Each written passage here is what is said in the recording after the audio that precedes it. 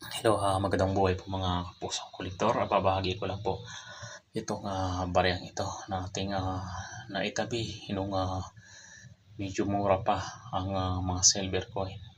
So ito po ay Spanish Pilipinas na barya. Ang tawagin po ito ay Alfonso.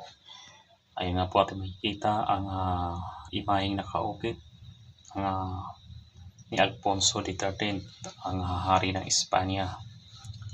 So ito po ay panahon ng Spanish o Kastila nung tayo ay sinakop ang ating bansang Pilipinas. Panahon yun na ito ay ginamit natin. So dito natin makikita sa likurang bahagi, ayan, ang isang baliktad pala, ang isang logo or coat of arms ng Espanya. At diyan natin nakikita sa itaas nakaukit ang Islas Pilipinas. Sa bandang ibaba naman ayun yung 1 piso. So 1 piso po yan. Yan ay 90% silver at 37 millimeters ang kanyang lapad. At may timbang ito na 25 grams. So isa ito sa paborito kong Philippine Spanish coin.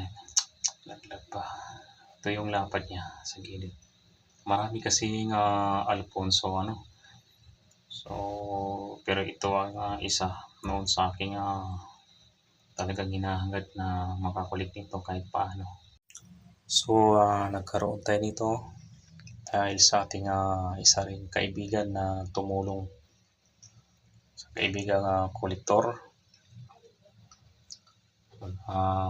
Pero may mga po nito, may mga peke o mga fake na ganito, mga 1 piso 1897. Maraming mga peke ito, kaya kailangan doble ingat kung bibili ka nito. Kailangan talagang titingnan mong mabuti o kaya itanong sa mga ilang eksperto, mga kolektor.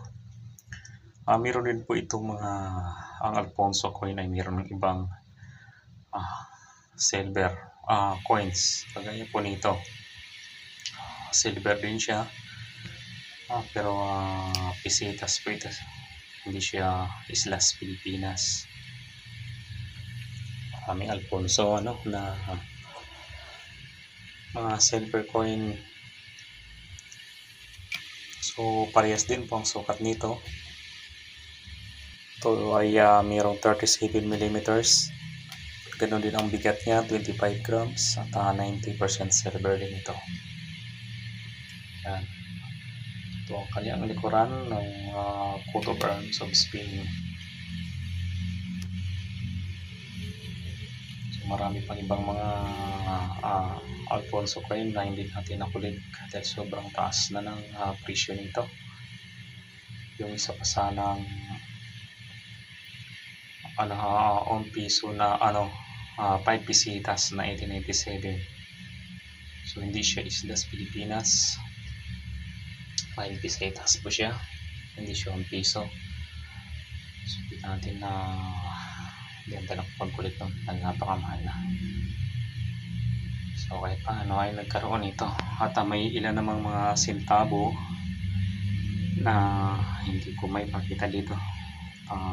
Hindi ko nakuha yung 5 centavos at saka 20 and 10 centavos na Alfonso coin. Okay, ito lang po mga kapusong kolektor. Sana po kahit paano ay yung nagustuhan at kahit paano ay may nagkaroon ng kaunting kaalaman.